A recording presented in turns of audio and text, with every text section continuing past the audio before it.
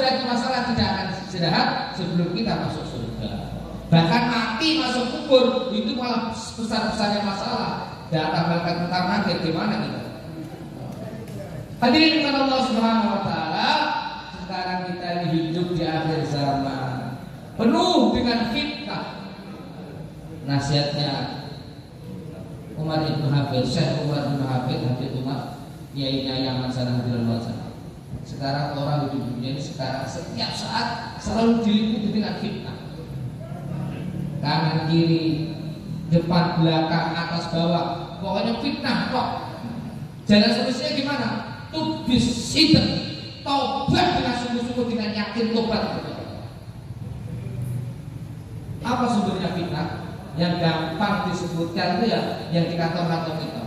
Apa namanya? H karo P. Maka HP itu sifatnya apa singkatannya? HP itu himpunan fitnah.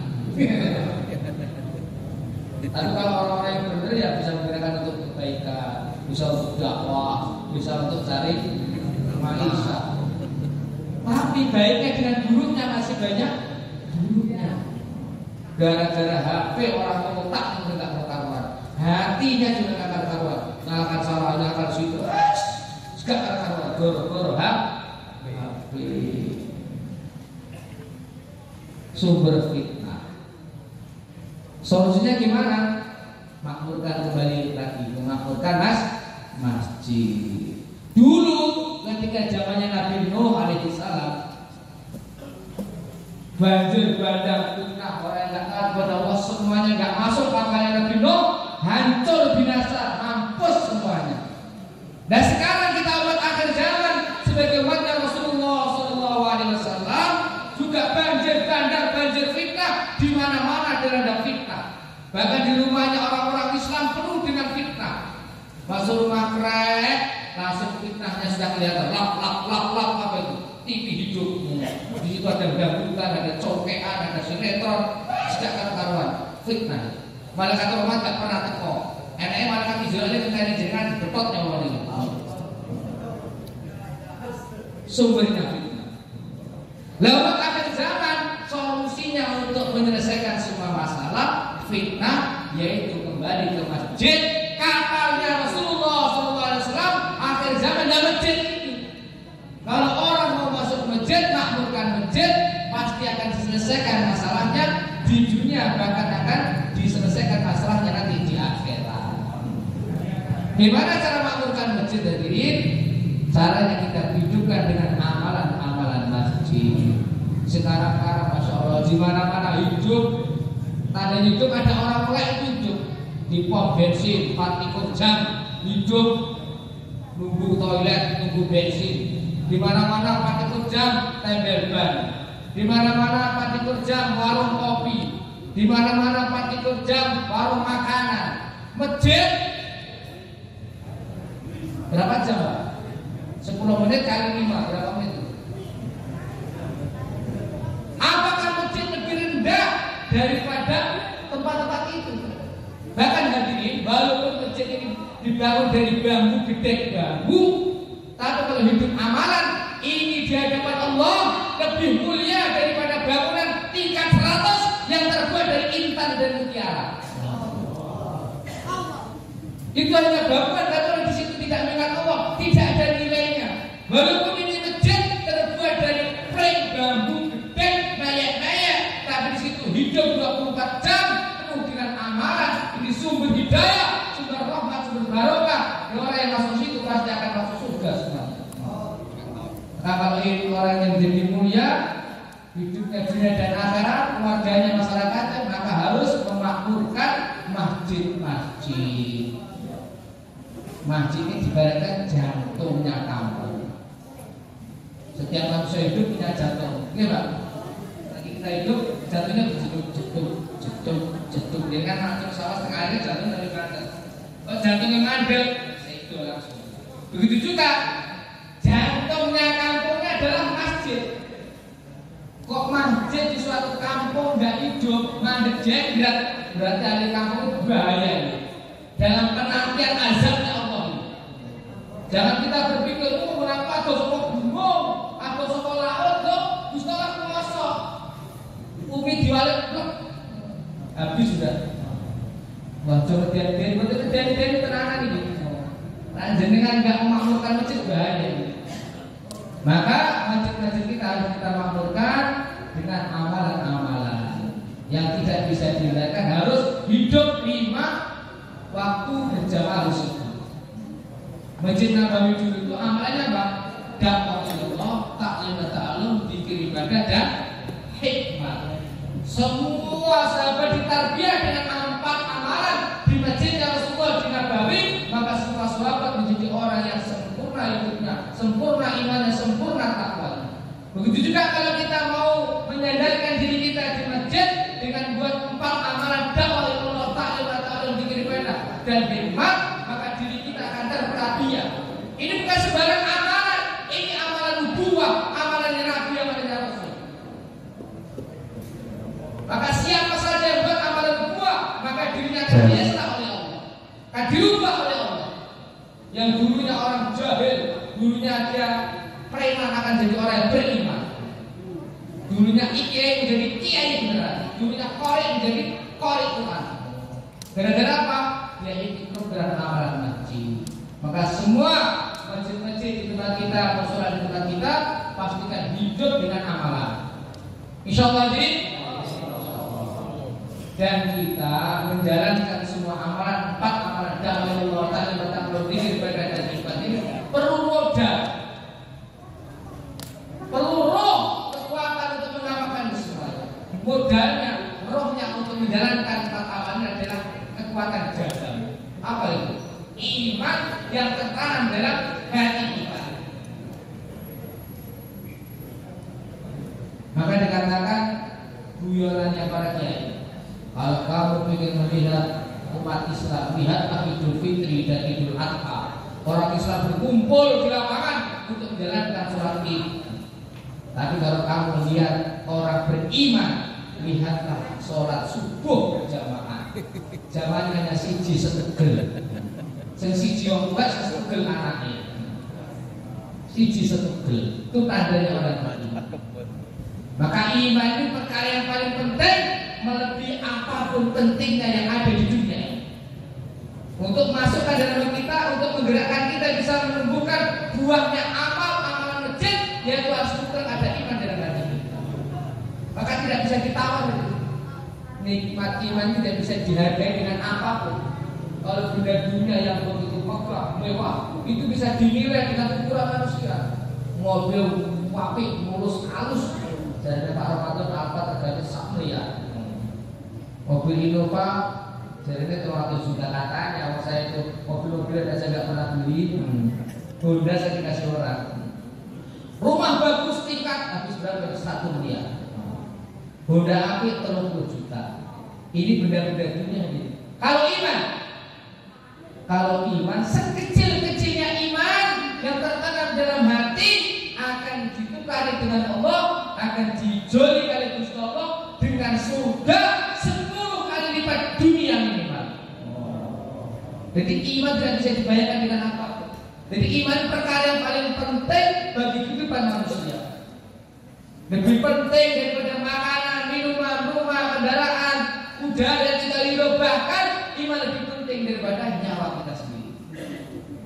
Maka kalau orang paham pentingnya perkara iman ini, seandainya iman itu diletakkan di pucuk gunung tinggi ribuan kilometer, lalu kalau orang paham pentingnya perkara iman, maka semua orang akan mendaki pucuk gunung. Dia tidak peduli dia terjungkar mampus, yang penting dia dapatkan ini. Tetapi Allah meletakkan iman di hati manusia. Gimana cara mengusahakan iman ini? Sudah ada contoh. Siapa contohnya? Para sahabat. Jadi orang beramal dakwah ini contohnya bukan orang tua kita. Aku kalau dakwah melejundar kan orang tua kan terus berpuluh-puluh tahun dalam dakwah. Uji-uji panas bedos.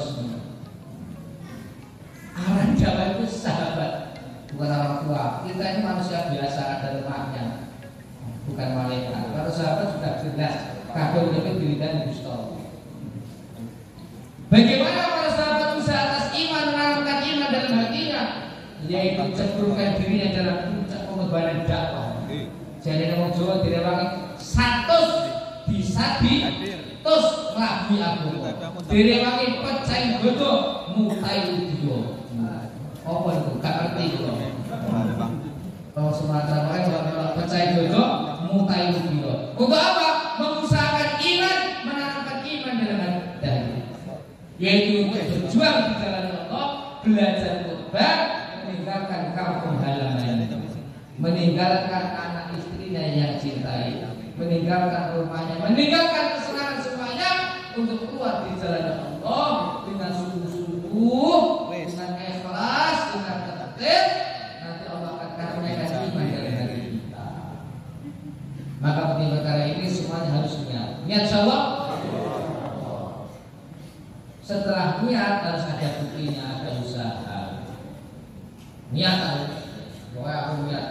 Jadi orang niat berjuang itu matinya buruk. Makanya saya harus niat berjuang. Gua bilang pokoknya niat. Niat itu ada buktinya, gak berniat tulisan tok. Niat 3 hari maka ada usaha. Usaha untuk meluangkan waktu, ditata pekerjaannya, dibutuhkan bukan keluarganya, juga bukan untuk keluar dirinya. Keluar baru juga seperti ditata dengan baik, sehingga sudah tertata baik baru keluar. Sehingga orang dakwah itu keluar tidak timbul fitnah. Kalau jauh petang itu warna diupeni. Buat teman-teman itu Pak, jalan itu tidak sampai setahun kesiapan itu. Mau setahun berkata kalau dino, gitu. Setahun itu gitu, 300 tidak dino. Dino 40 dino berarti 320 dino, gitu. 320 dino kalau anak bojone sawah boleh duit ditinggal rumah duit 10 juta dibawa bapak yang bisa juta. Adil bener? Adil. Tapi iki tirangake anak bojone sing omah. Mboten bapake jalan-jalan tok mboten. Tirangake bapak iki ngaji masjid ora bapak tenanan iki. Iki mboten sembarangan, mboten jalan-jalan biasa. Jalan-jalan bisa bilang Asia umatin bisa bilang dengan jalan-jalan umat itu bisa bilang sekesok dalam Gusti Allah apik dengan dunia saiki semua. Ngadeke berdirinya kita di depan saudara muslim untuk menyampaikan perkara yang hak itu lebih baik daripada kita sholat 2 rakaat di depan Hajar Aswad di malam Lailatul Qadar.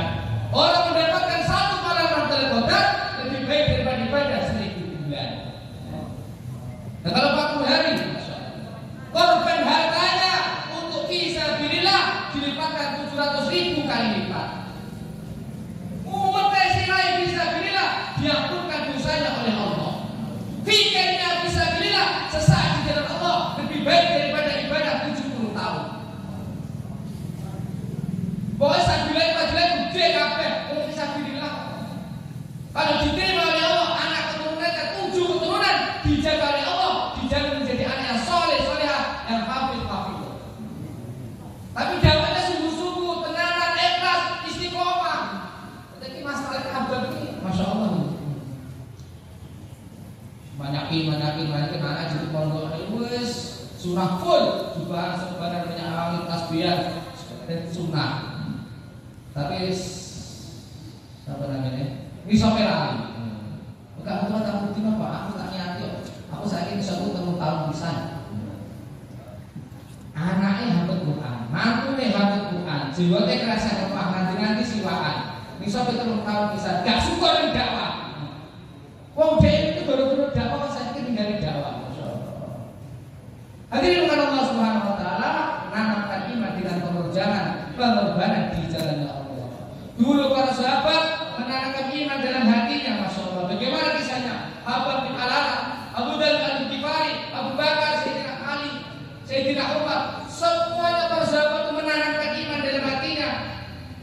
Apa yang dikorbankan? Bukan hanya waktunya dirinya itu dijepit orang kafir dekat penyet, gepeng, gak peduli. Ahad. Gara-gara apa? Membela iman, gondeli iman doa hati ini. Nah saya ini apa cewek? Tolong dino. Gak diantar aku, diantar gorengan, gedang goreng, cinggung, diantar bakwan, diantar nopo-nopo, diantar estan, akan panggang sanapan. Ngono kan kurang bilang. Rakyat sahabat kita mendengarkan ceritanya seolah-olah tidak percaya dengan Sahabat itu mau berangkat, saya bilang, doa ya Allah, nanti ketika saya berangkat berjuang, temukanlah saya musuh yang kuat, gagah berani, dan begitu juga saya ya Allah, berilah saya kekuatan untuk menghadapi dia dengan keberanian saya, dan anugerahkan kepada saya ya Allah, potonglah telinga saya, jebolkanlah dada saya, putuskan tangan saya untuk bukti saya menghadap pada Engkau, bahwa semua disahirkan Engkau ya Allah. Dan awal dhewe agak berangkat dari Bani Jaya, kita nggak turun. Kok kita maksudnya nggak turun? Pasar waktu, abis itu tertib, rasa tambah maksa, rasa kecus-kecus itu gak ikhlas dari ini. Allah. Sahabat yang aduh, ada yang aduh, maka ada guyonan sahabat itu sedikit makannya. Lalu kita sedikit-sedikit makan. Padahal sedikit maroi. Kurangi masa makan dan minum. Di rumah 1 hari makan 3 kali. Ketika keluar 1 hari makan 7 kali. Gimana? Maka hadirin yang mulia, walaupun begitu tetap ini adalah pilihan dari Allah. Usaha dakwah ini bukan usaha sembarang, bukan usaha membolehkan, tapi usaha pilihan oleh Allah. Jadi kalau kita ini sudah bertahun-tahun tidak bisa menjaga risau, tidak bisa menjaga amalan rumah, amalan masjid dan semuanya itu karena kita ini sudah tanda-tanda tidak mau dipilih lagi oleh Allah. Maka kita harus istighfar, tobat, segera kembali kepada Allah agar kita diistiqomahkan dalam dakwah. Waktu untuk keluarga berjam-jam ada, waktu untuk pekerjaan 8 jam bisa, kok waktu untuk masjid 2 jam nggak bisa. Ini menandakan kita ini sudah tanda-tanda bahaya. Maka kita segera tobat, istighfar kepada Allah, minta ampun kepada Allah agar kita dipilih oleh Allah dan kerja yang mulia dan buat dan dakwah ini sampai ila yaumil qiyamah. Dan yang terakhir hadirin, kerja dakwah ini jelas usaha yang mulia mendapatkan fadilah yang besar, tidak bisa terhingga. Satu contoh dengan dakwah Murdino kata Murdino, datang pada satu orang dengan sungguh-sungguh, dengan ikhlas, didatangi ke rumah, sampaikan pentingnya agama. Terus orang yang kita datangi, kita sampaikan itu akhirnya mau ikut kepada kita, akhirnya dia berubah kehidupannya. Gara-gara keikhlasan kita, gara-gara dakwah kita, akhirnya orang itu berubah hidupnya. Karena hidupnya sudah berubah, pikirannya sudah berubah, pola hidupnya berubah, akhirnya anaknya dipondokkan di pesantren. Anaknya 5 di pondoknya hafal Quran kabeh. Dan kebetulan saya ini untuk longgar rezekine, kalau longgar jodohnya, enak orang longgar rezekine, tapi longgar enggak longgar jodohnya, berakhir. Longgar rezekine atau longgar jodohnya, bangun masjid 5. Baru munggah haji pinter. Sedangkan jenengan sengaja munggah duwe apa kok gak bedas. Ngaji yo ora iso, modale nggo dakwah ngajak kok. Mulang ora iso, ngejak untuk dakwah. Tapi besok nang akhirat jenengan akan dikagetkan dengan amalan jenengan gara-gara ngajak. Dengan Abu surga diomong ke malaikat, Pak Gatot, bahwa jenengan surga jenengan dhuwur, jenengan untuk ganjaran hafal Quran 5. Jenengan untuk ganjaran dalam masjid 5, dan itu ganjaran gaji pinter. Pakai dong, aku haji gak meningkat untuk gaji ke 5, pinter. Bangun masjid, omah war kabur tak dandani kok bangun masjid 5. Kok apal Quran, aku kok cerita telur kereta. Piye iki ceritane kakak malaikat? Ceritane jenengan kene lho, dak apa-apa tak dino, bengi-bengi bareng sak susi ngene Pak Haji kae. Akhirnya dia berubah kehidupannya, berubah ikhlasin dengan orang baik-baik. Akhirnya ada di pondok ini 5 Quran kabeh, gajinya gini.